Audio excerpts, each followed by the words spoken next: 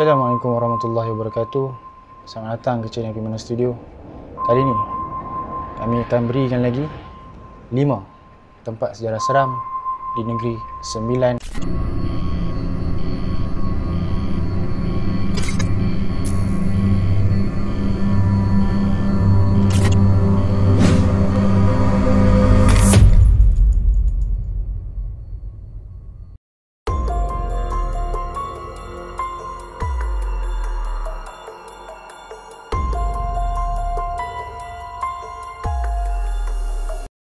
Jalan Lama Bukit Putus ni, dia dibina pada tahun 1920-an.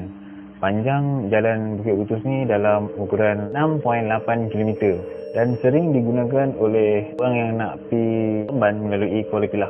Jalan di sini, syarikat sekeliling menggelarkan dia sebagai Jalan Ular sebab dia mempunyai lebih 32 jalan liku dan jalan dia agak sempit. Jalan Bukit Lama Putus ni yang dikelilingi oleh hutan rimba yang menyebabkan keadaan dan suasana di jalan tersebut menjadi lebih seram, menyebabkan orang sekeliling yang nak menggunakan jalan tu menjadi takut untuk menggunakan jalan tersebut pada waktu malam. Banyak cerita-cerita yang seram dan misteri yang berlaku di sini. Salah satu dia adik-beradik yang nak ke rumah family dia di Kuala Pilah diganggu oleh makhluk halus masa menggunakan jalan Lama Bukit Putus ni lah. Gangguan dia mula dengan siaran radio dekat dalam kereta dia pun tu terganggu lah. Macam siaran radio tu macam hilang coverage, tak ada coverage. Kemudian dia pun dengar suara perempuan minta tolong dari luar kereta dia pun. Sayup-sayup dia dengar tolong. Dalam masa depa sampai dekat satu bis lekor tu, depa rasa macam kereta depa berat, macam ada something kan. Bila kereta berat ni, depa masih ada something lah. Depa rasa macam walaupun guna gear rendah, kereta depa tetap tak boleh pergi sampai 60. So bila si abang ni dia ambil keputusan nak berhenti, yang adik dia tak bagi. So adik dia tetap kata jangan berhenti kan, so jalan terus. Abang dia tetap berhenti sebab nak tengok kereta dia terlampau berat sampai kadang-kadang tu sampai 20 km je. So abang dia stop, abang dia keluar tengok check enjin lah. Masa abang dia keluar check enjin tu, adik dia yang dalam tu dia nampak ada seorang perempuan naik tua dekat belakang abang dia, tapi abang dia tak perasan. Kemudian bila abang dia masuk dalam kereta, abang dia terbau benda yang terbakar.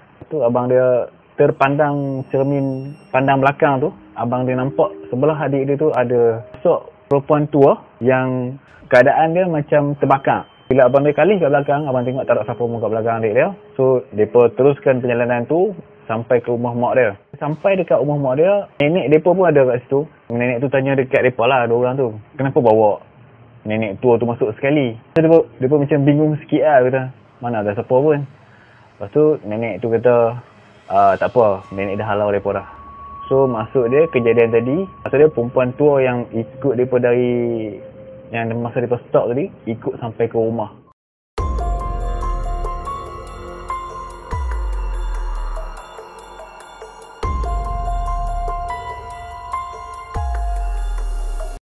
Hutan Lipur Ulu Bendul terletak 18 km daripada Bandar Kuala Pilah.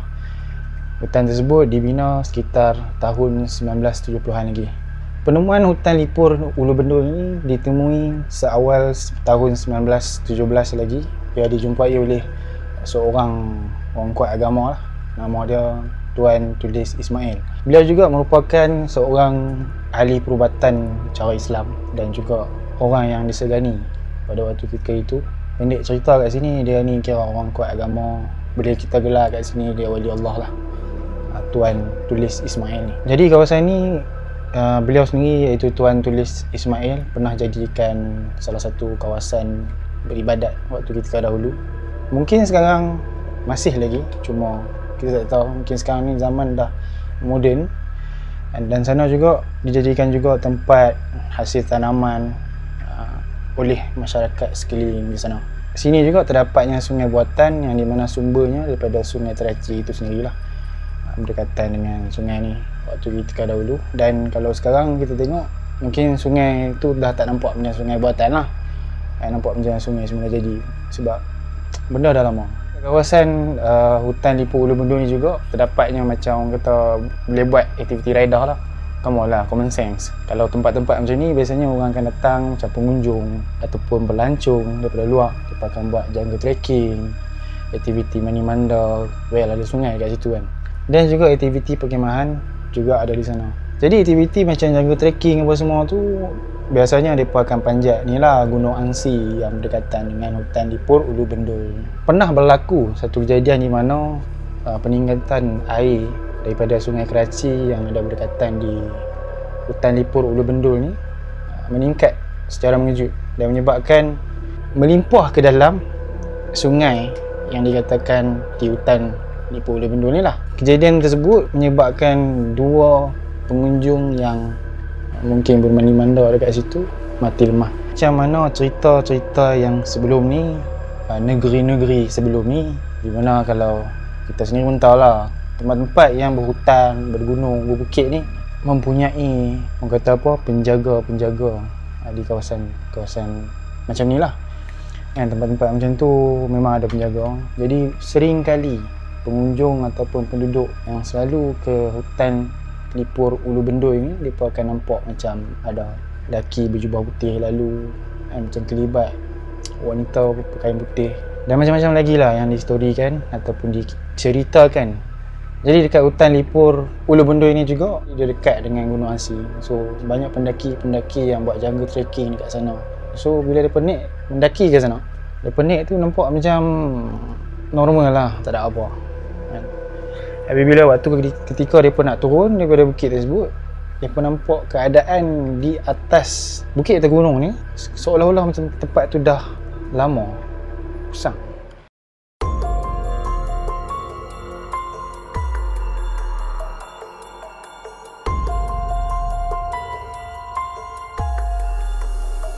So, kawasan ni terletak di Jaya Lebu, Negeri Sembilan.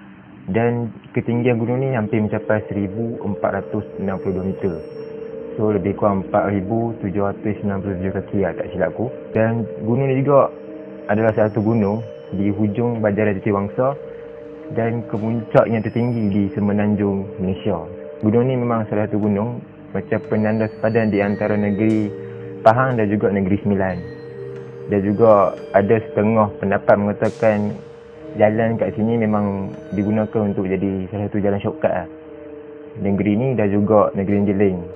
Masa tu tak silap aku zaman dulu lah, zaman darurat lah. Jadi gunung ni kaya dengan keindahan flora dan fauna dan merupakan salah satu hutan simpan bagi kerajaan Negeri Sembilan. Jadi dekat gunung ni juga ada pengalaman mistik dan misteri yang berlaku kat sini. Dan salah satunya ada salah seorang pengunjung yang datang berehat dekat kawasan rehat. Dia gangguan dia macam ada satu, kita duduk dekat kawasan rehat tu yang diceritakan ni lah, satu floor ni yang datang kat muka kita. Lepas tu dia macam tak apa tampang muka kita sikit. So kita macam rasa macam ada something lah kat muka kita. Lepas tu ada juga yang menceritakan ada bunyi cengkerik kat dalam rumah lepas-lepas pergi dekat gunung tu. Lepas tu balik ada bunyi macam suasana hutan. Bunyi macam hutan lah, bunyi macam hutan. So dekat situ tak ada apa-apa pun.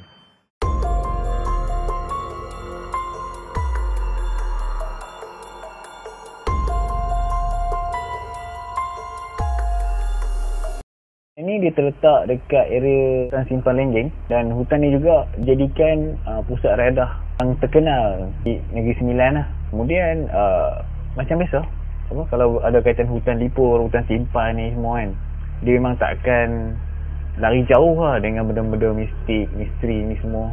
Pernah berlaku kejadian-kejadian misteri dan mistik yang diceritakan oleh masyarakat sekeliling ataupun pengunjung yang pergi dekat hutan Lipur ni lah. Salah satu cerita dia, ada sepasukan askar yang berkemah dekat kawasan hutan Lipur ni. Pada waktu malam harinya, mereka berkumpul ramai kan. Lepas tu tiba-tiba dia nampak ada lembaga perempuan yang tanpa kepala. Yang baju dia ada darah-darah.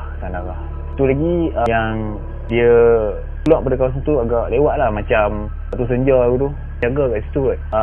Dia dengar macam ada orang panggil suara perempuan, tak tahu lah apa yang dia panggil tu, tapi sayup dia dengar perempuan. Sedangkan masa tu dia adalah orang terakhir yang keluar pada kawasan tu, tapi dia still lagi dengar suara perempuan yang sayup dekat kawasan tu. Dan juga ini dia macam tim paranormal lah, tim paranormal yang buat siasatan ataupun kajian kat situ, mereka ada pergi kat kawasan toilet yang ada dekat hutan Ipoh Lenggeng ni. Mungkin dah lama tak digunakan oleh pengunjung yang pergi ke sana. Satu toilet yang dia berkunci. Kemudian dalam kawasan, dekat kawasan yang bilik toilet yang terkunci tu, dia ada macam bau bangkai. Tak pasti lah dari dalam toilet yang terkunci tu ke atau kawasan sekeliling. Lepas tu ada satu lagi kisah yang diceritakan oleh paranormal kat situ. Yang tim paranormal yang pergi kat sana tu, dekat area sungai tu ada satu pokok tau. Satu pokok, dekat atas pokok tu dia nampak macam hantu bungkus.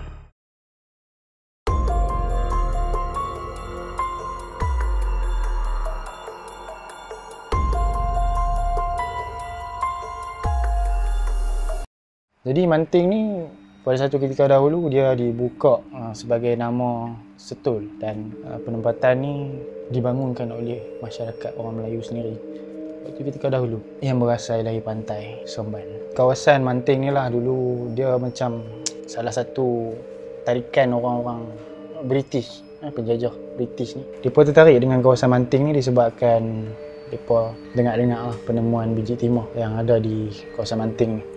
Jadi dekat kawasan yang dikatakan ditemuinya biji timah ni, adanya di situ satu jalan, di mana satu jalan tu kalau sekarang kita tengok jalan tu memang jalan lama lah.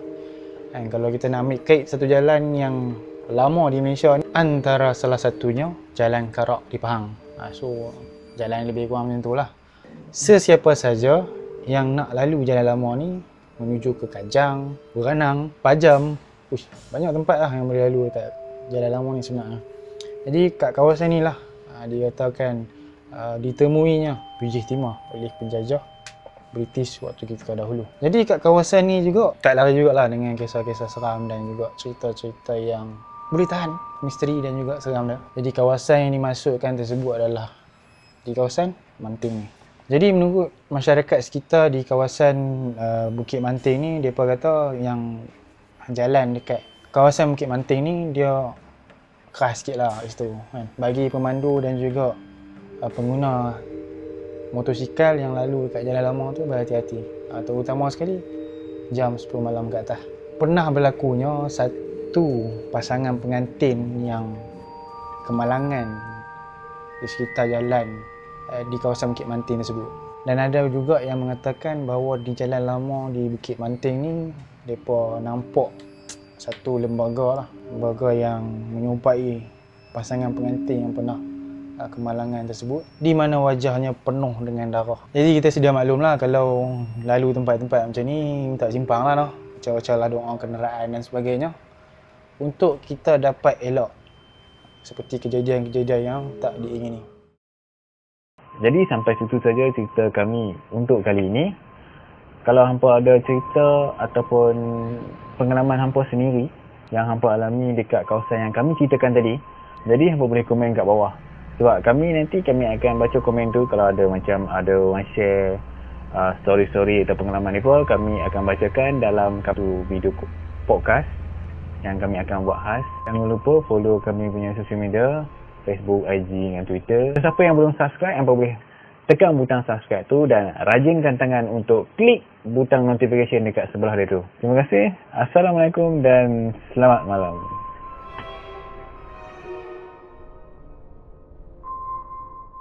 So kawasan ni dijadikan tempat yang berledah.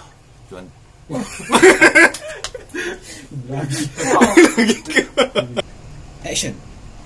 Hutan Ipoh Ulu Bendul ni terletak 18 km daripada bandar Kuala Pilah.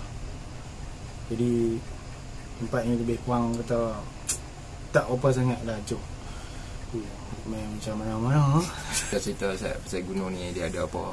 Gunung, kalau kita cerita pasal gunung ni dia gila. Ada bisa gam aku tengok. Lama kita cerita juga.